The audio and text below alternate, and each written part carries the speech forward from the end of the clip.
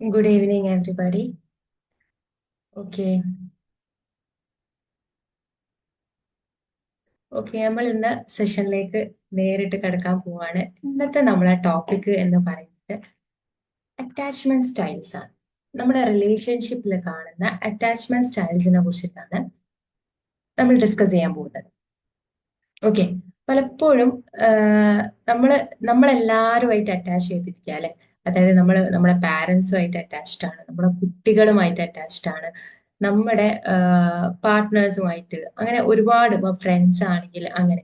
അപ്പൊ നമ്മളുമായിട്ടുള്ള കോണ്ടാക്ട്സിലുള്ള ആൾക്കാരൊക്കെ, അതായത് ക്ലോസ് കോണ്ടാക്ട്സ് ആണെങ്കിൽ അവിടെ നമുക്കൊരു അറ്റാച്ച്മെന്റ് ഫീലിംഗ് വരും അല്ലെ. വേറെ ആരോ ആണെങ്കിൽ, കുടുംബത്തിലൊന്നും അല്ലാത്ത വേറെ ഏതൊരു ഹൈ ബൈ പറയുന്നതാണെങ്കിൽ നമുക്ക് വലിയ അറ്റാച്ച്മെന്റ്സ് ഒന്നും തോന്നില്ല. പക്ഷെ നമ്മളൊരു ക്ലോസ് സർക്കിളിൽ വരുന്ന ആൾക്കാരാണെങ്കിൽ നമുക്ക് അവിടെ ഒരു അറ്റാച്ച്മെന്റ് ഫീലിംഗ് ആണ്.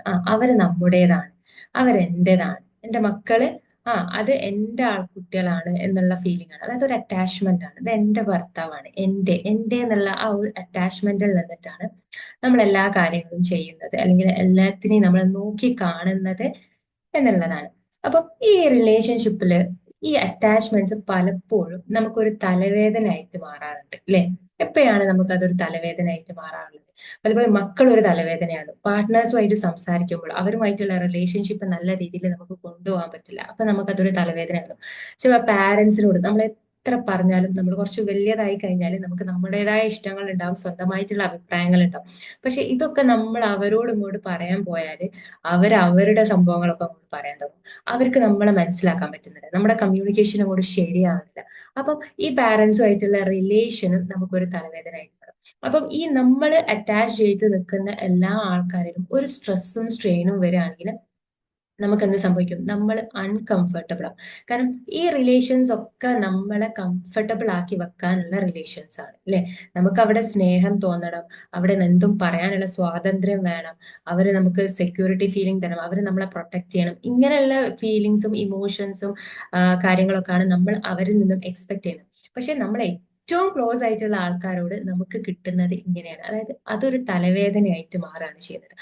ഇപ്പൊ ഈ റോൾസ് എടുക്കുകയാണെങ്കിൽ, അതായത് ഈ പാരന്റൽ റോൾ ആണെങ്കിലും പാർട്ട്ണർഷിപ്പ് ആണെങ്കിലും, ഇനിയിപ്പോ എന്താ പറയാ, കുട്ടികളാണെങ്കിൽ, ഏത് റോൾസ് എടുക്കുകയാണെങ്കിൽ പോലും ഇതെല്ലാവരുടെ ലൈഫിലുമുള്ള റോൾസുകളാണ്. എല്ലാവരും കൈകാര്യം ചെയ്തുകൊണ്ടിരിക്കുന്ന റോൾസ് ആണ്. ഇത് പെട്ടെന്ന് ഒരു ദിവസം വന്ന് ഒരു ഗ്രാജുവലി നമ്മൾ അങ്ങനെ ഓരോ ആയി വന്നിട്ട് നമ്മൾ ഈ റോൾസ് ഏറ്റെടുക്കുന്നതാണ്.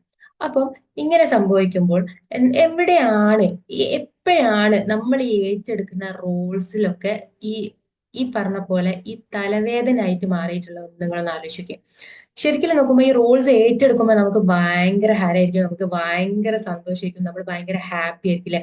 നമുക്ക് ഒരു ഓഫീസിൽ നമുക്കൊരു പുതിയ അപ്പോയിന്റ്മെന്റ് കിട്ടി, അല്ലെങ്കിൽ നമുക്കൊരു പുതിയ പ്രോജക്റ്റ് കിട്ടി, അല്ലെങ്കിൽ നമുക്കൊരു പുതിയ പ്രൊമോഷൻ കിട്ടി.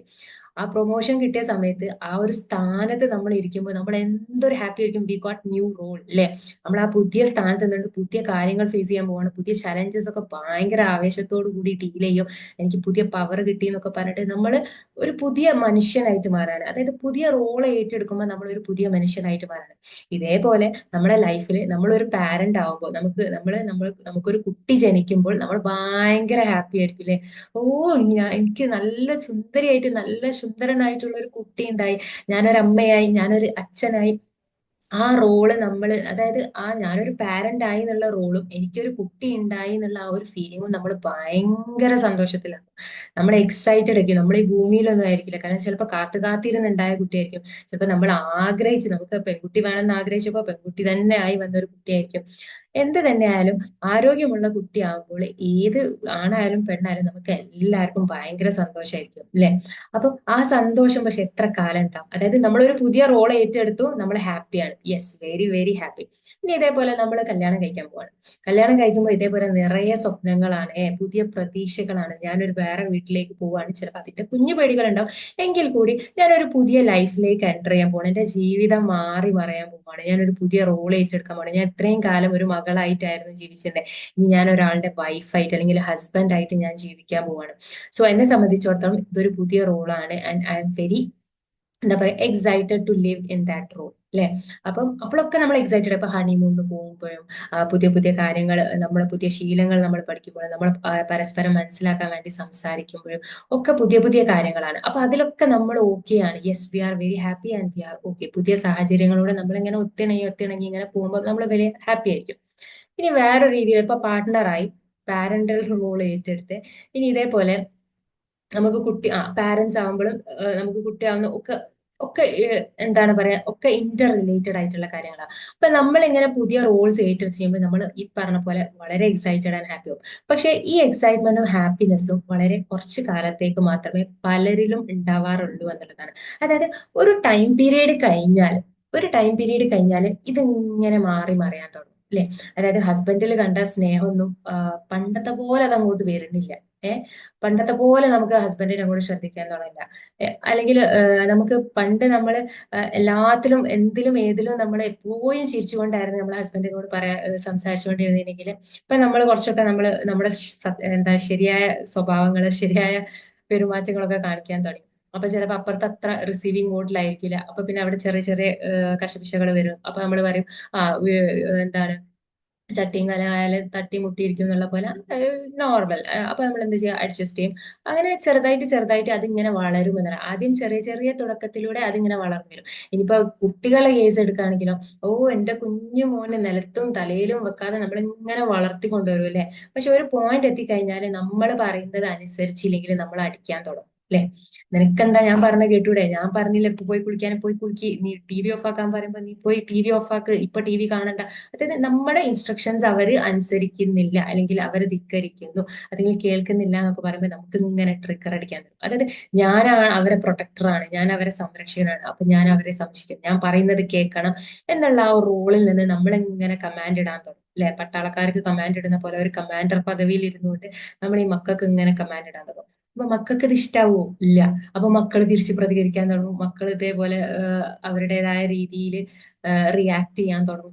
അപ്പൊ പിന്നെ എന്താ, ഈ മക്കൾ ഒരു തലവേദനയായിട്ട് പറയും. അതായത് ഓ എന്ത് ഭംഗിയുള്ള കുട്ടി, എന്ത് രസാ അവന്റെ ചിരിക്കാൻ, എന്ത് രസാ അവന്റെ ഒരു കൊഞ്ചൽ കേൾക്കാൻ എന്നൊക്കെ പറഞ്ഞിരുന്ന നമ്മള് ഇവനെ കൊണ്ട് സാവൂല, ഇവന് തൊട്ട പ്രശ്നമാണ്, അല്ലെങ്കിൽ ഇവന് ഏത് നേരവും അടിയാണ്, ഇവനെ കൊണ്ടാവൂല, ഇവനെ നോക്കാനാവൂല, ഞാൻ ആകെ കുടുങ്ങി കൊടുക്കും, എങ്ങനെ ഉണ്ടാവുമോ മക്കള് എന്നൊക്കെ പറഞ്ഞിട്ട് നമ്മുടെ സംസാരം, നമ്മളെ തോട്ട്സ് ഒക്കെ മാറാൻ തുടങ്ങും. നമ്മൾ മറ്റുള്ളവരോടും പറയുന്നത് ഇങ്ങനെ മക്കളെ നോക്കരുത്, ഇതൊക്കെ ഒന്ന് വളർന്ന് വലിയതായാൽ മതി, എന്തൊരു കഷ്ടാണ്, ആകുന്നില്ല, ഓ ഇത്രയൊക്കെ ആയിരുന്നു ഞാൻ വിചാരിച്ചില്ല, ആരും എന്നോട് പറഞ്ഞില്ല എന്നൊക്കെ ഇങ്ങനെ പറയും. ഇതാണ് നമ്മളൊരു അവസ്ഥ അല്ലെ. ഇനിയിപ്പോ പാരന്റ്സിന്റെ ആണെങ്കിൽ ആദ്യം നമുക്ക് കുറച്ചു കാലം അവർ നമ്മളെ പിന്നാലെ ഇങ്ങനെ നടക്കും.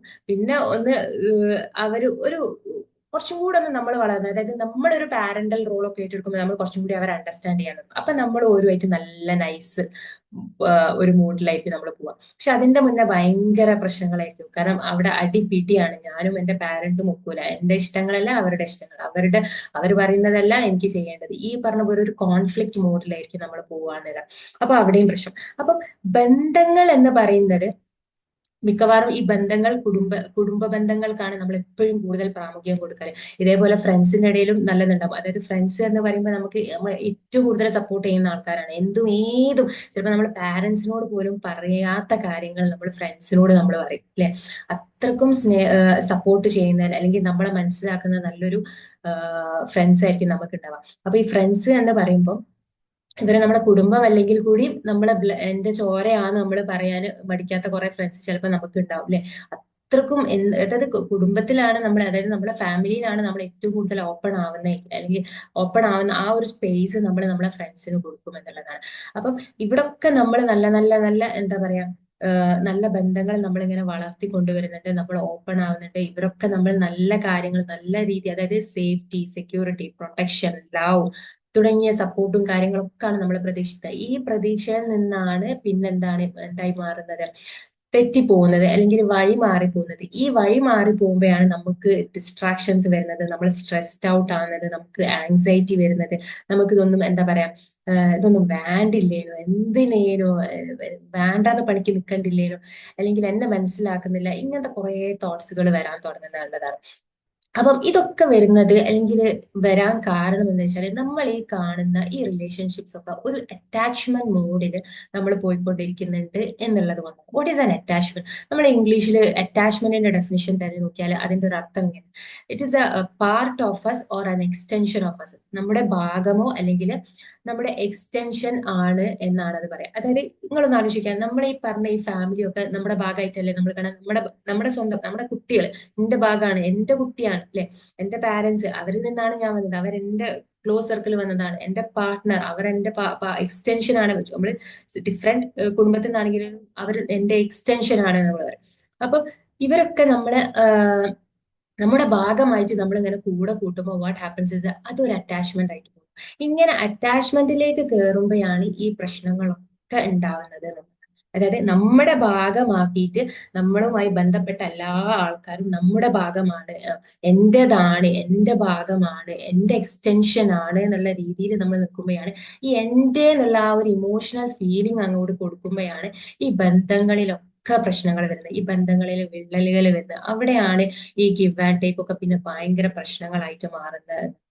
അപ്പൊ ഈ ഒരു മോഡിൽ നിന്ന് നമുക്ക് മാറണം എങ്കിൽ മാത്രമേ അവിടെ നമുക്ക് നമ്മൾ പ്രതീക്ഷിക്കുന്ന ആ ഒരു സംഭവം ഉണ്ടല്ലോ, അതായത് ഈ ബന്ധങ്ങളൊക്കെ തുടങ്ങുമ്പോണ്ടാവുന്ന ആ ഒരു ഹാപ്പിനെസ്സും എക്സൈറ്റ്മെന്റിലും നമുക്ക് ഇതേപോലെ കണ്ടിന്യൂ ചെയ്ത് കൊണ്ടുപോകാനും അങ്ങനെ തന്നെ അവസാനിക്കാനും നമുക്ക് പറ്റണമെങ്കിൽ വാട്ട് ഷുഡ് വി ഡു?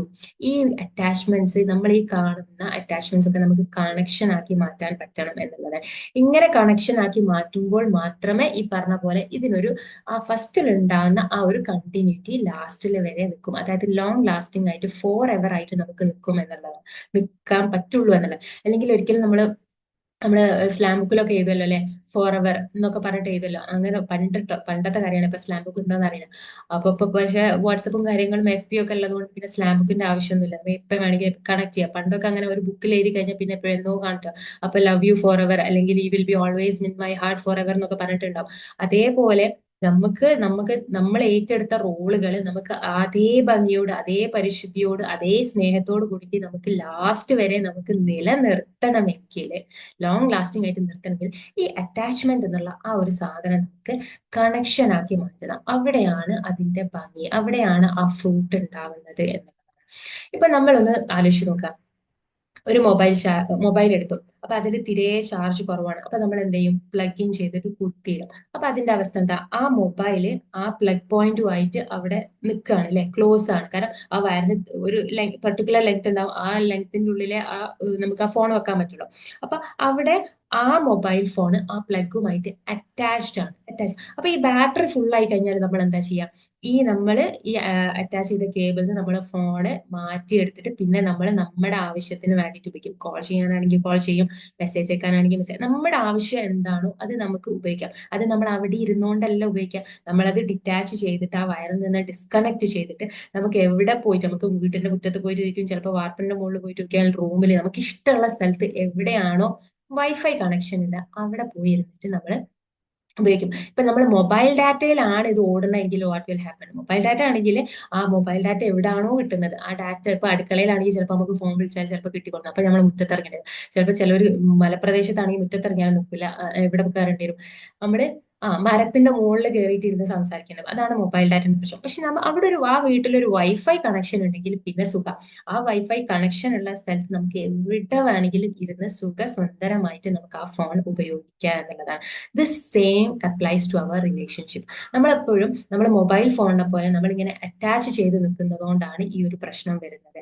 നമ്മൾ അതിനെ ഒരു ഡിസ്കണക്ട് ചെയ്ത് ആ വൈഫൈ കണക്ഷൻ എന്ന് പറയുന്നത് ഡിവൈൻ കണക്ഷൻ, ആ ഡിവൈൻ കണക്ഷനിലേക്ക് കണക്ട് ചെയ്തുകൊണ്ട് നമുക്ക് ഉപയോഗിക്കാൻ പറ്റുകയാണെങ്കിൽ, അല്ലെങ്കിൽ നമ്മളെ റിലേഷൻഷിപ്പിൽ നമ്മൾ ആ ഒരു കണക്ഷനോട് കൂടി നമ്മൾ പോവുകയാണെങ്കിൽ നമുക്കിതെല്ലാം വളരെ സിമ്പിൾ ആയിട്ട് എഫേർട്ട്ലെസ് ആയിട്ട് നമുക്കത് കൈകാര്യം ചെയ്യാൻ പറ്റുന്നത്. ഇപ്പൊ പാർട്ട്ണറുമായിട്ടുള്ള ആണെങ്കിലും നമുക്ക് ഈസി ആയിട്ട് കമ്മ്യൂണിക്കേറ്റ് ചെയ്യാൻ പറ്റും. അവരുടെ നീഡ്സ് നമുക്ക് മനസ്സിലാക്കി പ്രവർത്തിക്കാൻ പറ്റും. അവരെന്താണ് നമ്മളിൽ നിന്ന് എക്സ്പെക്ട് ചെയ്യുന്നത്, അല്ലെങ്കിൽ നമ്മൾ എന്താണ് കൊടുക്കേണ്ടത്, അതൊക്കെ മനസ്സിലാക്കി നമുക്ക് ചെയ്യാൻ പറ്റും.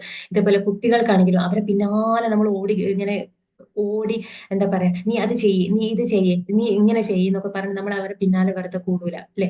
ഞാൻ അവരെ പിന്നാലെ നടന്ന് പഠിപ്പിച്ചാലേ അവർ പഠിക്കുള്ളൂ, അല്ലെങ്കിൽ ഞാൻ ഡിസിപ്ലിൻ ആക്കി കൊണ്ടു നടന്നാലേ അവനൊരു കഥ ഉണ്ടാവും, അല്ലെങ്കിൽ അവന് തോന്നിയ പോലെ ജീവിക്കും. അതുകൊണ്ട് ഞാൻ കുറച്ച് ഷൗട്ട് ചെയ്യണം, ഞാൻ ദേഷ്യപ്പെടണം, ഞാൻ കുറച്ച് തല്ലണം എന്നൊക്കെ പറഞ്ഞ് നമ്മൾ ആ റോൾ അങ്ങോട്ട് ഏറ്റെടുത്ത് നമ്മളെ ഉള്ളിൽ ആ നാഗവല്ലിനെ അങ്ങോട്ട് പുറത്തെടുക്കുമ്പോഴാണ് നമുക്ക് എന്താ പറയാ ഒരു സാറ്റിസ്ഫാക്ഷൻ വരിക എന്നുള്ളതാണ്. അപ്പൊ ആക്ച്വലി നമ്മൾ ആ റോളിനെ നമ്മൾ മിസ്യൂസ് ചെയ്യാണ് ചെയ്യുന്നത് അല്ലെ. അതായത് പാരന്റ് എന്നുള്ള ആ റോളിനെ നമ്മൾ മിസ്യൂസ് ചെയ്യുമ്പോൾ എന്താണ് സംഭവിക്കുന്നത്, കുട്ടികൾ നമ്മളെ പാരന്റ് എന്ന രീതിയിൽ നമ്മളെ മനസ്സിലാക്കുന്നത് വളരെ തെറ്റായ രീതിയിലേക്കും തെറ്റിദ്ധരിക്കപ്പെടും. നമ്മൾ എന്ന പാരന്റിനെ അവർ തെറ്റിദ്ധരിക്കപ്പെടുന്നത്, നമ്മൾ നല്ലതിനാണെങ്കിൽ കൂടി അവർ തെറ്റിദ്ധരിക്കപ്പെടും. ഈ തെറ്റിദ്ധരിക്കപ്പെട്ട ആ കുട്ടി പാരന്റിൽ നിന്നും കിട്ടുന്ന ഇമോഷൻസ്, അല്ലെങ്കിൽ പാരന്റ് എന്ന സ്ഥാനത്തെ, രക്ഷാധികാരി എന്ന സ്ഥാനത്തെ തെറ്റിദ്ധരിക്കപ്പെടുന്ന ആ കുട്ടി പിന്നീട് എന്ത് ചെയ്യുമെന്ന് വെച്ചാൽ ഇതേ സംഭവം, അതായത് നമ്മൾ എന്താണോ ആ ഇമോഷൻസ് അങ്ങോട്ട് പോർ ചെയ്ത് കൊടുത്തത്, നമ്മളിപ്പം പല രീതിയിൽ പല പാരന്റ്സും പല രീതിയിലാണ് മക്കളെ വളർത്തുന്നത്. അപ്പൊ ഈ മക്കളെ വളർത്തുന്ന രീതിയിലൂടെയാണ്, അല്ലെങ്കിൽ അവർ പാസ് ഓൺ ചെയ്യുന്ന ആ ഇമോഷൻസ് ആണ് ഓരോ മക്കളിലും ഓരോ അറ്റാച്ച്മെന്റ് സ്റ്റൈലായിട്ട് മാറുന്നത്. ഓക്കെ, അപ്പൊ നമ്മൾ നേരത്തെ പറഞ്ഞു നമ്മളൊക്കെ അറ്റാച്ച്ഡ് ആണ്. ഈ അറ്റാച്ച്മെന്റ് ശരിക്കും എവിടുന്നാ കിട്ടുന്നത്? നമ്മളെ വളർത്തിയ രീതിയിൽ നിന്നാണ്, അല്ലെങ്കിൽ നമ്മൾ വളർത്തപ്പെട്ട സാഹചര്യത്തിൽ നിന്നാണ് നമുക്ക് ഈ അറ്റാച്ച്മെന്റ് സ്റ്റൈൽ കിട്ടുന്നത്. അതായത് നമ്മൾ ആരാണോ നോക്കിയത്, മിക്കവാറും എല്ലാരെയും നോക്കി സ്വന്തം പാരന്റ്സ് ആയിരിക്കും, അല്ലെങ്കിൽ വേറെ ആരെങ്കിലും ഉണ്ടെങ്കിൽ അങ്ങനെ, നമ്മളെ ആരാണോ വളർത്തി കൊണ്ടുവന്നത്, ആ വളർത്തിയവരിൽ നിന്നാണ് നമുക്ക് ഈ അറ്റാച്ച്മെന്റ് സ്റ്റൈൽ കിട്ടുന്നത്. അപ്പൊ പല രീതിയിലുള്ള അറ്റാച്ച്മെന്റ് സ്റ്റൈൽ ഉണ്ട്. ചിലർക്ക് ആങ്ഷ്യസ് ആയിരിക്കും, ചിലർക്ക് ഡിസ്മിസീവ് അവോയ്ഡന്റ് ആയിരിക്കും, ചിലർക്ക് ഫിയർഫുൾ അവോയ്ഡന്റ് ആയിരിക്കും, ചിലർക്ക് സെക്യൂർ അറ്റാച്ച്മെന്റ് സ്റ്റൈൽ ആയിരിക്കും. അപ്പൊ ഈ ഏത് കാറ്റഗറിയിൽ നമ്മൾ പെടുന്നു എന്നുള്ളത് തീരുമാനിക്കുന്നത് നമ്മൾ ആ പാരന്റ്, അല്ലെങ്കിൽ നമ്മളെ കെയർ ഗിവറുമായിട്ട്, നമ്മളെ വളർത്തിയവരുമായിട്ടുള്ള ആ ഒരു ബോണ്ടിങ് ആണ്. അവർ നമുക്ക് എന്താണോ തന്നത്, അവരെങ്ങനെയാണോ നമ്മളെ വളർത്തിയത്, അവർ നമുക്ക് ഇമോഷണലി അവൈലബിൾ ആയിട്ടുണ്ടോ, നമ്മൾ ആവശ്യപ്പെട്ട സമയത്ത്, അല്ലെങ്കിൽ നമുക്ക് വേണ്ട സാധനങ്ങൾ അവർക്ക് അതിൻ്റെതായ ആ കൃത്യസമയത്ത് കൃത്യ അളവിൽ നമുക്ക് നൽകപ്പെട്ടിട്ടുണ്ടോ, ഇല്ലെങ്കിൽ അവർക്കൊരു ലാക്കിംഗ് ഫീൽ ഉണ്ടാവും, അവർക്ക് അതിനുള്ളിൽ ഒരു സ്കാസിറ്റി ഉണ്ടാവും. അവർ അതിനെ എങ്ങനെയാണോ ഇന്റർപ്രറ്റ് ചെയ്തെടുത്തത്, ആ ഒരു ഇന്റർപ്രിട്ടേഷന്റെ രീതിയിലാണ് പിന്നെ അവരിൽ ഒരു അറ്റാച്ച്മെന്റ് സ്റ്റൈൽ വരുന്നത്. അതായത് ഒരു അമ്മയും ഒരു കുട്ടിയും തമ്മിൽ ഉണ്ടാകുന്ന ആ ഒരു ഉണ്ടായ അറ്റാച്ച്മെന്റ് സ്റ്റൈൽ ഉണ്ടല്ലോ, ആ അറ്റാച്ച്മെന്റ് സ്റ്റൈലാണ് പിന്നീട് അവരുടെ ജീവിതത്തിലേക്കുള്ള ആ കുട്ടിയുടെ റൂള് എന്ന് പറയുന്നത്, അല്ലെങ്കിൽ ആ കുട്ടിയുടെ ഫോർമാറ്റ്, അല്ലെങ്കിൽ ആ കുട്ടിയുടെ പ്രോഗ്രാം എന്ന് പറയുന്നത്. ഈ പ്രോഗ്രാം ഒരിക്കൽ ഉള്ളിൽ കയറി കഴിഞ്ഞാൽ, അതായത് ഈ അറ്റാച്ച്മെന്റ് സ്റ്റൈൽ, ഇതാണ് നിന്റെ അറ്റാച്ച്മെന്റ് സ്റ്റൈൽ, അല്ലെ ആ കുട്ടിക്ക് അത് ഫീൽ ചെയ്ത് ആ ഒരു ഉള്ളിൽ പ്രോഗ്രാം ആയി കഴിഞ്ഞാൽ, പിന്നെ ആ കുട്ടി കാണുന്ന എല്ലാ ബന്ധങ്ങളിലും whatever roles he choose, ആ അറ്റാച്ച്മെന്റ് സ്റ്റൈലിന്റെ ബേസിൽ നിന്നാണ് ആ കുട്ടി പ്രവർത്തിക്കുക എന്നുള്ളതാണ്. ആ അറ്റാച്ച്മെന്റ് സ്റ്റൈലിന്റെ ബേസിൽ നിന്നാണ് അവൻ അവനെ തന്നെ അളക്കുന്നത്, അവനെ കാണുന്നത്, അവനെ റെസ്പെക്ട് ചെയ്യുന്നത്, അവനെ ലവ് ചെയ്യുന്നത്, അവന്റെ self image, self esteem, self worth എല്ലാം ആ അറ്റാച്ച്മെന്റ് സ്റ്റൈലിൽ നിന്നാണ് വരുന്നത്. അതായത് parents role play a big role എന്നുള്ളതാണ്. അപ്പം ഇതേപോലെ തന്നെ ഇവന് ഒരു വലിയ വളർന്നൊരു കുട്ടിയായി കഴിഞ്ഞാൽ പിന്നെ അവന് വിവാഹ ജീവിതത്തിലേക്ക് കടക്കുമ്പോൾ പിന്നെ ആ പാർട്ട്ണറുമായിട്ടുള്ള attachment style, that also is defined by the attachment style taken from her or his parents. അപ്പം ഇത് ചില്ലറ കാര്യമല്ല. നമ്മളിപ്പോൾ ഏത് അറ്റാച്ച്മെന്റ് സ്റ്റൈലിലാണോ, ഇപ്പൊ ആങ്സൈറ്റിയിലാണോ, അല്ലെങ്കിൽ അവോയ്ഡൻസിലാണോ, അല്ലെങ്കിൽ ഫിയർഫുള്ളിലാണോ, ഏത് അറ്റാച്ച്മെന്റ് സ്റ്റൈലിലാണോ നിൽക്കുന്നത്, ആ അറ്റാച്ച്മെന്റ് സ്റ്റൈൽ നമുക്ക് കിട്ടിയത് നമ്മുടെ പാരന്റ്സിൽ നിന്നാണ്. അപ്പൊ അതിന് നമുക്ക് പാരന്റ്സിനെ കുറ്റം പറയില്ല, because they were also unaware എന്നുള്ളതാണ്. പക്ഷെ ഇപ്പൊ നമുക്ക് കുറെ അവയർനെസ്സും കാര്യങ്ങളും കിട്ടുന്നുണ്ട്, നമ്മൾ അതിൽ നിന്ന് വർക്ക് ചെയ്യുക എന്നുള്ളതാണ്. അപ്പം ഈ പാരന്റ്സിന് അവർക്കൊരു നല്ല രീതിയിലാവാൻ പറ്റാത്തത് കൊണ്ട് നമുക്ക് പല സാധനങ്ങളും കിട്ടി എന്നുള്ളതാണ്. എക്സ്ക്യൂസ് മീ, ഇതൊന്ന് പ്ലഗ് ചെയ്യട്ടെ. ഓക്കെ, അപ്പൊ അവർക്ക് അങ്ങനെ ആവാൻ പറ്റി എന്നുള്ള ആയതുകൊണ്ട് നമ്മളൊക്കെ എങ്ങനെ ആയിപ്പോയി എന്നുള്ളത്, അവരും ഇതേപോലെ എന്തെങ്കിലും ട്രോമന്റെ വിക്ടിംസ് ആയിരിക്കും. അപ്പൊ നമുക്ക് അവരെയും കുറ്റം പറയാൻ പറ്റും.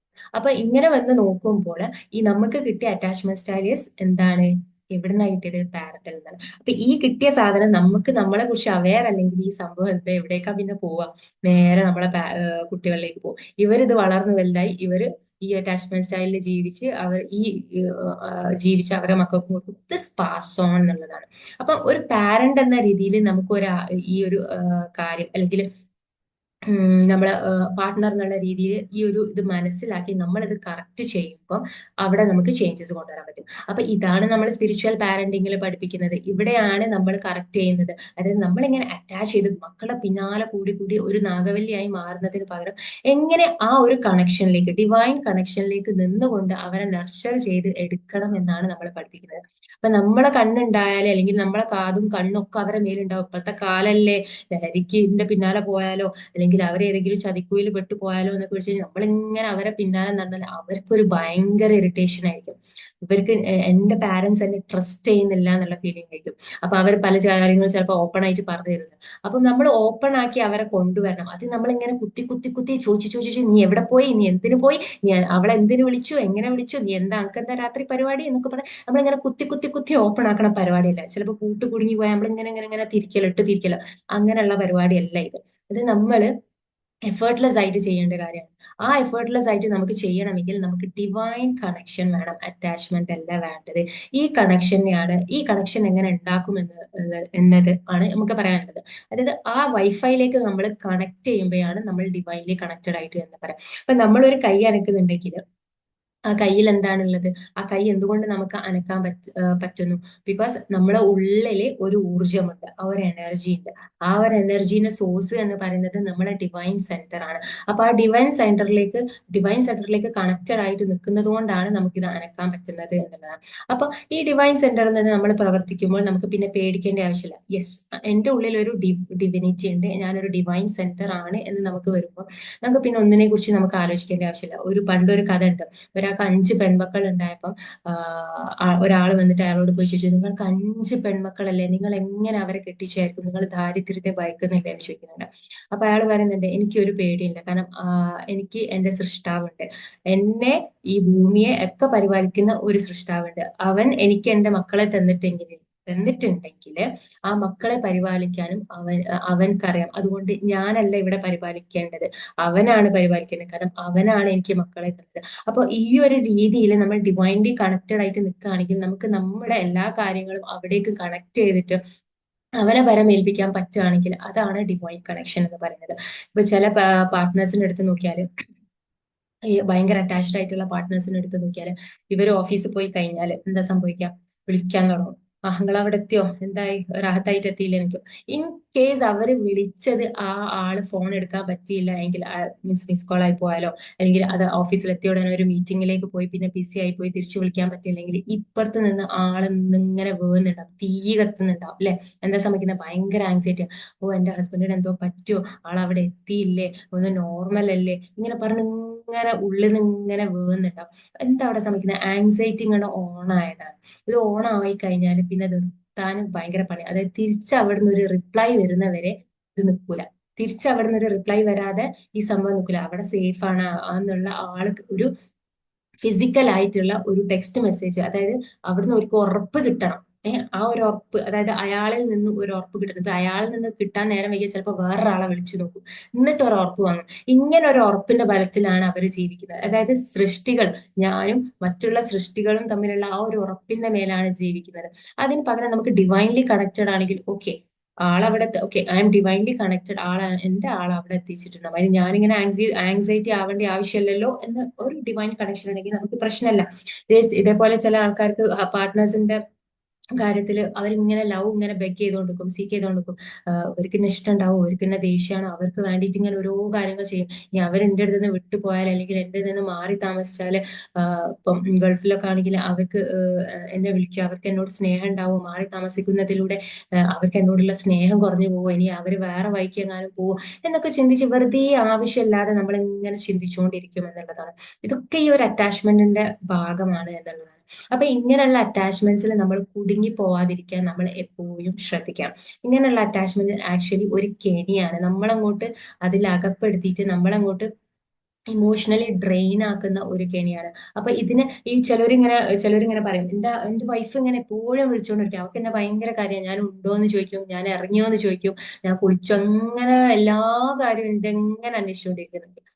ആക്ച്വലി അവര് ഇന്റർപ്രട്ട് ചെയ്യുന്ന ഇതൊരു സ്നേഹമായിട്ടാണ്. യെസ്, അവൾക്ക് എന്നോട് ഭയങ്കര സ്നേഹമാണ്, അവളിങ്ങനെ എല്ലാ കാര്യവും അന്വേഷിച്ചുകൊണ്ട് പോകും, അവൾക്ക് ഒന്നും അറിഞ്ഞില്ലെങ്കിൽ ഭയങ്കര ബുദ്ധിമുട്ടാ, പ്രശ്നമാണ്, അവൾക്ക് ടെൻഷൻ ആവുന്നത്. ദിസ് ഇസ് നോട്ട് സ്നേഹം.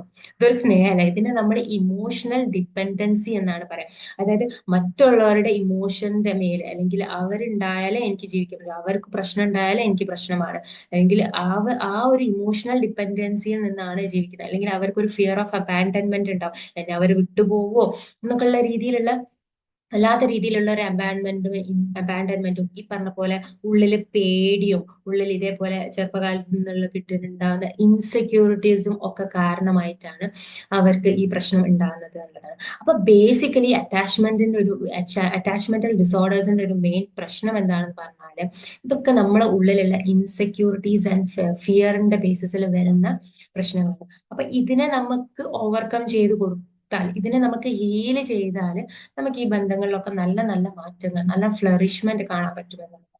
അപ്പൊ ഇതൊക്കെ നമുക്ക് കിട്ടിയ ഓരോ പ്രോഗ്രാംസിന്റെ ബേസിൽ, അപ്പൊ എന്താണോ പാരന്റ്സിൽ നിന്നും കിട്ടിയത്, ആ കിട്ടിയതിന്റെ അറ്റാച്ച്മെന്റ് സ്റ്റൈലിലാണ് ഇപ്പൊ നമ്മൾ അനുഭവിച്ചുകൊണ്ടിരിക്കുന്നത്. അപ്പം ഇത് നമ്മളൊരു പാരന്റൽ ഹീലിംഗിലൂടെ നമ്മളത് മാറ്റാൻ തയ്യാറായി കഴിഞ്ഞാൽ, നമ്മൾ ഈ നോക്കി കാണുന്ന എല്ലാ കാഴ്ചപ്പാടും മാറും, നമ്മുടെ എല്ലാ പെർസ്പെക്റ്റീവും മാറും. നമ്മൾ എങ്ങനെയാണോ നമ്മളെ കുട്ടികളെ നോക്കി കാണുന്നത് അത് മാറും, നമ്മളെ പാർട്ട്നേഴ്സിനെ നമ്മൾ ഡീൽ ചെയ്യുന്ന രീതി മാറും, നമ്മൾ നമ്മളെ പാരന്റ്സിനെ എങ്ങനെയാണോ ഇപ്പോൾ ഡീൽ ചെയ്യുന്നത് അതും മാറും. ചിലപ്പോൾ പലർക്കും പാരന്റ്സിനോട് ഭയങ്കര പ്രശ്നമൊന്നും ഉണ്ടാവില്ല, ഭയങ്കര സ്നേഹമൊന്നും ഇല്ലെങ്കിലും കുഴപ്പമൊന്നുമില്ല, ഇപ്പൊ നല്ല നീലേ പോകുന്നു, പണ്ടൊക്കെ ഭയങ്കര കച്ചറയായിരുന്നു, പക്ഷെ ഇപ്പൊ കുഴപ്പമൊന്നുമില്ല എന്നുള്ള രീതിയിലാണെങ്കിൽ പോലും, പണ്ട് അവർക്ക് എന്തെങ്കിലും അവരുടെ പാരന്റ്സിൽ നിന്നും ഒരു സ്ട്രിക്ട് പാരന്റിങ് ആണെങ്കിലോ, അല്ലെങ്കിൽ അവർക്ക് ഇമോഷണൽ അബ്യൂസോ അങ്ങനത്തെ എന്തെങ്കിലും കാര്യങ്ങൾ അവർ കിട്ടിയിട്ടുണ്ടെങ്കിൽ അതൊക്കെ ഉള്ളിലുണ്ടാവും, ഉറപ്പാണ് ഉള്ളിലുണ്ടാവും. ഇപ്പൊ അത് പുറത്തേക്കൊന്നും കാണുന്നില്ലെങ്കിൽ കൂടി അതൊക്കെ ഉള്ളിലുണ്ടാവും. ആ ഉള്ളിൽ നിന്നുണ്ടാകുന്ന ഓരോ സാധനങ്ങളുടെ റിഫ്ലക്ഷൻ ആണ് ഇന്നത്തെ നമ്മളെ ബിഹേവിയർ എന്നുള്ളതാണ്. സോ ഇതൊക്കെ നമ്മൾ അറിഞ്ഞിട്ട് ആ ഒരു ഡിവൈൻ കണക്ഷനിലേക്ക് ഹീൽ ചെയ്ത്, നമ്മൾ ആ ഡിവൈൻ കണക്ഷനിലേക്ക് നമ്മളത് കണക്ട് ചെയ്യുമ്പോഴാണ് എന്ത് സംഭവിക്കുന്നത്, ഇതിലൊക്കെ മാറ്റങ്ങൾ ഉണ്ടാകുന്നത് എന്നുള്ളതാണ്. അങ്ങനെ വരുമ്പോൾ നമ്മൾ വല്ലാണ്ട് ഇമോഷണലി ഡിപ്പെൻഡ് ആയിട്ട് മാറില്ല, നമുക്ക് നമ്മളേതായ ഒരു സ്ഥാനം നമുക്ക് ഉറപ്പിക്കാൻ പറ്റും. നമ്മൾ മറ്റുള്ളവർക്ക് മക്കളെ നോക്കുമ്പോഴും നമ്മളെ പാർട്ട്നേഴ്സിന് വേണ്ടി കാര്യങ്ങൾ ചെയ്യുമ്പോഴും നമ്മൾ കണക്ക് പറയില്ല. ഇമോഷണൽ ഡിപ്പെൻഡൻസിന്റെ ഏറ്റവും വലിയൊരു സിസ്റ്റം, അല്ലെങ്കിൽ നമുക്ക് മനസ്സിലാക്കാൻ പറ്റുന്ന കാര്യമാണ് നമ്മൾ കണക്ക് പറയാം. മക്കളോട് കാണുമ്പോൾ എന്നെ ഇത്രയും കാലം ഞാൻ വളർത്തി വലുതാക്കി, നിനക്ക് എന്തെങ്കിലും ഒരു സ്നേഹം എന്നോടുണ്ടോ, നിനക്ക് എന്തെങ്കിലും ഒരു ഇതുണ്ടോ എന്ന് ചോദിക്കും അല്ലെ, നിനക്ക് ഒന്ന് വിളിച്ചു നോക്കിക്കൂടെ, അല്ലെങ്കിൽ ഒന്ന് ഇതാക്കിക്കൂടെ എന്ന് പറഞ്ഞിട്ട് നമ്മൾ ഇങ്ങനെ പറഞ്ഞുകൊണ്ടിരിക്കും, നമ്മൾ അവരെ പിന്നാലെ അങ്ങനെ പോയി. ചിലപ്പോൾ വളർന്നു വലുതായാലും അവരെ നമ്മളിൽ നിന്ന് വിട്ടുപോകാൻ അല്ലെങ്കിൽ മാറി താമസിക്കാൻ നമ്മൾ സമ്മതിക്കില്ല. ഓക്കെ, ഇതേപോലെ നമ്മൾ ഇങ്ങനെ പിടിച്ചോണ്ടിരിക്കും. ഇനിയിപ്പോ പാർട്ട്നേഴ്സിന്റെ കേസ് ആണെങ്കിൽ പോലും നമ്മൾ എങ്ങനെ ചെയ്യാം, ഇങ്ങനെ ചെയ്യാം. ഇവര് ഇവരെ പിന്നാലെ കൂടി, ഇവരെങ്ങനെ, ഇവർക്ക് സമയവും സ്പേസും ഒന്നും കൊടുക്കാതെ എപ്പോഴും ഇവരെ പിന്നാലെ കൂടി, അതെന്തായി ഇതെന്തായി, എനിക്ക് അത് തരുമോ, എനിക്ക് ഇത് തരുമോ, ഞങ്ങൾ സ്നേഹിക്കുന്നില്ല, നിങ്ങൾക്ക് എന്നോട് ഇഷ്ടമല്ല, എന്നോട് ദേഷ്യമുണ്ടോ, നിങ്ങൾ എവിടെത്തി, ഞങ്ങൾ ഇങ്ങോട്ട് വരുമോ, അങ്ങനെ ഇങ്ങനെ പിന്നാലെ കൂടി അവർക്കും ഒരു സ്പേസും ടൈമും കൊടുക്കാതെ അവർക്കും കൂടി വേണ്ടി ജീവിക്കും. അതായത് അവർക്ക് വേണ്ടി ജീവിക്കുന്നതിനൊന്നും കുഴപ്പമില്ല, നമ്മൾ ജീവിക്കുന്നത് എന്തിനാ, നമ്മളെ മക്കൾക്ക് വേണ്ടിയിട്ടാണ്, നമ്മളെ പാർട്ട്നേഴ്സിന് വേണ്ടിയിട്ടാണ്, അല്ല അപ്പൊ നമ്മൾ എന്തിനാ ജീവിക്കുന്നത്, അതിന്റെ ഒരു അർത്ഥമല്ലല്ലോ. ഇങ്ങനെ നമ്മള് മറ്റുള്ളവർക്ക് വേണ്ടി ജീവിക്കുമ്പോൾ എന്താ അവിടെ സംഭവിക്കുന്നത് വെച്ചാൽ, നമ്മൾ നമ്മളെ മറന്നുകൊണ്ടാണ് ജീവിക്കുന്നതെങ്കിൽ, അല്ലെങ്കിൽ നമുക്കൊരു സ്ഥാനം കൊടുക്കാതെയാണ് ജീവിക്കുന്നതെങ്കിൽ, അവിടെ എന്ത് സംഭവിച്ചു, അതായത് നമ്മളെ സെൽഫിനെ ലവ് ചെയ്യുന്നില്ല, നമ്മളെ സെൽഫിന് പ്രയോറിറ്റി കൊടുക്കാതെ നമ്മൾ ജീവിക്കുമ്പോൾ എല്ലാം കൊടുക്കുന്നത് അങ്ങോട്ടേക്കാ. എല്ലാം കൊടുക്കുന്നത് അങ്ങോട്ടേക്കാണെങ്കിൽ ഒരു പോയിന്റ് എത്തുമ്പോൾ നമ്മൾ നേരത്തെ പറഞ്ഞ പോലെ കണക്ക് പറയുകയും ചെയ്യും, നമ്മള് ചിത്രത്തിൽ ഉണ്ടാവില്ല, നമ്മള് ചിത്രത്തിലുണ്ടാവും. ഈ നമ്മൾ ചിത്രത്തിൽ ഇല്ലാണ്ട് നിൽക്കുമ്പോൾ നമ്മൾ എക്സോസ്റ്റഡ് ആവും, ബേൺഡ് ഔട്ട് ആവും, എനർജി ഡ്രെയിൻ ആവും. നമുക്കൊരു അവസാനം ഇതിലൊന്നും ഞാൻ ലാസ്റ്റ് ആയിട്ട് നമുക്ക് തിരിച്ചറിയാം, ഞാൻ ഇതിൽ എവിടെ ഇല്ലല്ലോ എന്നുള്ളത് നമുക്ക് തിരിച്ചറിയുമ്പോഴാണ് നമ്മൾ എന്താ പറ്റുക, നമുക്ക് ഭയങ്കര ഗിൽറ്റി ഫീലിംഗ് വരും, ഞാനൊന്നും അല്ല എന്നുള്ള ഫീലിംഗ് വരും. സോ നമ്മൾ മനസ്സിലാക്കേണ്ടത്, നമ്മൾ ജീവിക്കുമ്പോൾ നമ്മൾ അവർക്ക് വേണ്ടി അതായത് അവർക്ക് വേണ്ടി കാര്യങ്ങൾ ചെയ്തു കൊടുക്കുന്നതോടുകൂടി നമ്മൾ നമ്മളെയും പ്രയോറിറ്റൈസ് ചെയ്ത്, നമ്മളെയും കൂടി ഇൻക്ലൂഡ് ചെയ്തിട്ട് നമ്മുടെ കാര്യങ്ങളും കൂടി ഉൾപ്പെടുത്തി ഒരു ബാലൻസ്ഡ് ആയിട്ട് നമ്മൾ കൊണ്ടുപോകണം എന്നുള്ളത്. അപ്പൊ ഞാൻ എനിക്ക് വേണ്ടി ജീവിക്കട്ടെ, എന്റെ ഇഷ്ടത്തിന് ജീവിക്കട്ടെ, ഞാൻ ഇനി 2 ദിവസം 3 ആഴ്ച അല്ലെങ്കിൽ 2 ആഴ്ചത്തേക്ക് ഞാൻ ഒരു ടൂർ പോട്ടെ എന്ന് പറഞ്ഞിട്ട് എല്ലാം ഇട്ടെറിഞ്ഞ് പോവാന്നല്ല ഞാൻ പറയുന്നത്. അതായത് there should be A balance. അതായത് എന്റെ ഹോബീസ്, എന്റെ ഇൻട്രസ്റ്റ്, എന്റെ കാര്യങ്ങളൊക്കെ നോക്കുന്നു, അതോടൊപ്പം തന്നെ അവരെയും ഞാൻ നോക്കും, അല്ലെങ്കിൽ അവരെ നോക്കുന്നതോടൊപ്പം തന്നെ ഞാൻ എന്നെയും നോക്കും. There should be A balance between this. അപ്പൊ ഞാൻ എന്റെ ഭർത്താവിന് വേണ്ടി ഒരു ഭക്ഷണം ഉണ്ടാക്കി കൊടുക്കും, ഞാൻ അവർക്ക് വേണ്ടിയിട്ടാണ്. ഇപ്പൊ രണ്ടാളേ ഉള്ളൂ, അപ്പൊ എനിക്കിപ്പോ ഫുഡൊന്നും വേണ്ട, അപ്പൊ അയാൾക്ക് ഞാൻ ഫുഡ് ഉണ്ടാക്കി കൊടുക്കുകയാണ്. അപ്പൊ അയാൾക്ക് വേണ്ടിയിട്ട് ഞാൻ എന്തിനാ ഫുഡ് ഉണ്ടാക്കാൻ, വേണമെങ്കിൽ അയാൾ ഉണ്ടാക്കിക്കോട്ടെ, ഞാൻ എനിക്കിപ്പോ കുറച്ച് ഫ്രീ ടൈം വേണം, ഞാൻ എനിക്കൊന്ന് സെൽഫ് പ്രയോറിറ്റൈസ് ചെയ്യട്ടെ എന്ന് പറഞ്ഞാൽ നമ്മൾ മാറി നിൽക്കലല്ല. അതല്ല സെൽഫ് പ്രയോറിറ്റൈസ്. അത് അവിടെ കെയറിങ് ആണ്. സ്നേഹമുണ്ടെങ്കിൽ അവിടെ എന്തും നടക്കും. അപ്പൊ പ്യുവർ ആയിട്ടുള്ള ഡിവൈൻ ലവിൽ നിന്നാണ് നമ്മൾ കാര്യങ്ങൾ ചെയ്യുന്നതെങ്കിൽ നമുക്ക് ഇതൊന്നും ഒരു പ്രശ്നമില്ല. പക്ഷെ നമ്മൾ ഡിവൈൻ ലവിൽ നിന്നല്ല ചെയ്യുന്നത്, നമ്മൾ കണ്ടീഷണൽ ആയിട്ടാണ് എല്ലാ കാര്യങ്ങളും ചെയ്യുന്നത്. കണ്ടീഷണൽ ലവ് ആണ് നമ്മൾ കൊടുക്കുന്നത്, അതുകൊണ്ടാണ് ഈ പ്രശ്നങ്ങളൊക്കെ വരുന്നത് എന്നുള്ളതാണ്. സോ നമ്മൾ ചെയ്യുമ്പോൾ എല്ലാം അൺകണ്ടീഷണൽ ആവണമെങ്കിൽ ആ ഒരു ഡിവൈൻ കണക്ഷനിലേക്ക് നമുക്ക് എപ്പോഴും കണക്ഷൻ ഉണ്ടാവണം, ആ കണക്റ്റഡ് ആയിരിക്കണം എന്നുള്ളതാണ്. അപ്പോൾ മാത്രമേ നമുക്ക് സെൽഫിൽ കണക്റ്റഡ് ആവാൻ പറ്റൂ. നമ്മളെ സെൽഫിൽ കണക്ട് ചെയ്യുക എന്ന് പറയുമ്പോൾ നമ്മളെ ഉള്ളിലുള്ള എനർജി, ഊർജത്തിലേക്കാണ് നമ്മൾ കണക്ട് ചെയ്യുന്നത്. ഉള്ളിൽ എക്സ്ക്യൂസ് മീ, ഉള്ളിലുള്ള എനർജി എന്ന് പറയുന്നത്, ഉള്ളിലുള്ള ആത്മാവ് എന്ന് പറയുന്നത് എന്താണ്? That is the divine soul, അല്ലെ? അതായത് it is from that energy is from the divine. ആ സോഴ്സിലേക്കാണ് അത് കണക്ട് ചെയ്യുന്നത്. അപ്പൊ നമ്മൾ സെൽഫിലേക്ക് കണക്ട് ചെയ്യുമ്പോൾ, സെൽഫിന് പ്രയോറിറ്റി കൊടുക്കുമ്പോൾ, we are giving priority to our divine self. നമ്മളെ ഡിവൈൻ സെൽഫിലേക്കാണ് നമ്മൾ അതിന് പ്രയോറിറ്റി കൊടുക്കുന്നത്. അപ്പം അവിടെ നമ്മൾ ആരാണോ സൃഷ്ടിച്ചത്, നമ്മുടെ ക്രിയേറ്റർ ആരാണോ, അതിലേക്കാണ് നമ്മൾ ഫോക്കസ്. അതിൽ നിന്നുകൊണ്ട് നമ്മൾ ഇതെല്ലാ കാര്യങ്ങളും ചെയ്യുമ്പോൾ നമുക്ക് എല്ലാം അൺകണ്ടീഷണൽ ആയിട്ട് കൊടുക്കാം. എല്ലാം ഈസി ആയിട്ട് വരും, എല്ലാം എഫോർട്ട്ലെസ് ആവും. കാരണം ഇത് നമ്മളല്ല ചെയ്യുന്നത്. നമുക്ക് നമ്മുടെ ബാക്കിൽ സപ്പോർട്ടിന്, നമ്മുടെ കരുത്തിന് ആരുണ്ട്? നമ്മുടെ ക്രിയേറ്റർ ഉണ്ട്. സോ അവനുള്ളിടത്തോളം കാലം പിന്നെ ഞാൻ എന്തിനു പേടിക്കണം? നേരത്തെ അയാൾ 5 മക്കളെ പെൺകുട്ടികളെ കാര്യം പറഞ്ഞപ്പോഴും അവനുള്ളപ്പോ പിന്നെ ഞാൻ എന്തിനു പേടിക്കണം? ഞാനല്ലോ പരിപാലിക്കുന്നത്. അവൻ എനിക്ക് തന്നു, ഞാൻ എന്നെ കൊണ്ടാവുന്ന പോലെ ചെയ്യുന്നു. ബാക്കി അവരെ കുറിച്ച് ഞാൻ ആലോചിക്കേണ്ട ആവശ്യമില്ല. അതായത് ആലോചിക്കേണ്ട ആവശ്യമില്ല എന്ന് പറയുമ്പോൾ അവർക്ക് വസ്ത്രവും ഫുഡും ഒന്നും കൊടുക്കണ്ട എന്നുള്ളതല്ല, കൊടുക്കണം. ബട്ട് അവരെന്താവും? അവർ വലുതായാലും അവർക്ക് എന്ത് പറ്റും? അവർക്ക് കല്യാണം കഴിക്കാനും ചെക്കന്മാരെ കിട്ടുമോ? അല്ലെങ്കിൽ പിന്നെ അവർക്ക് ഭക്ഷണം ഉണ്ടാവോ? അഥവാ നേരത്തെ മരിച്ചു പോയാൽ അവരാരും നോക്കുമെന്നൊക്കെ പറഞ്ഞ ടെൻഷൻ അടിക്കുന്ന കേസല്ല. അങ്ങനെ ആവരുത് എന്നാ പറയാം. അല്ലാണ്ട് ഇത് ഓൾറെഡി നമുക്ക് അതിനൊക്കെ ഉള്ള സൗകര്യവും കപ്പാസിറ്റിയും ഒക്കെ ഉള്ള സമയത്ത് അവരെ അബാൻഡൻ ചെയ്യുന്ന കാര്യമല്ല പറയുന്നത്. നമ്മളില്ലെങ്കിലും അവർ ഓക്കെയാണ്, അവർക്കുള്ള എല്ലാ കാര്യങ്ങളും പഠിച്ചോൻ അല്ലെങ്കിൽ ക്രിയേറ്റർ അല്ലെങ്കിൽ സൃഷ്ടാവ് അല്ലെങ്കിൽ ദൈവം ആരായാലും നൽകും എന്നുള്ള ആ ഒരു ഉറച്ച വിശ്വാസത്തിൽ നിന്ന് നമ്മൾ നിൽക്കുമ്പോഴാണ് ഈ അറ്റാച്ച്മെന്റിൽ നിന്ന് മാറി നമുക്ക് കണക്ഷനിലേക്ക് മാറാൻ പറ്റുന്നത്. സോ എല്ലാവരും കണക്റ്റഡ് ആയിട്ടിരിക്കാൻ വേണ്ടി ശ്രമിക്കുക. ഓക്കെ, ഇതാണ് ഇന്നത്തെ സെഷനിൽ പറയാനുള്ളത്. Hope you all got good points. ഇനി ഇതേപോലെ നിങ്ങൾക്ക് ഫീഡ്ബാക്സും കാര്യങ്ങളൊക്കെ ഉണ്ടെങ്കിൽ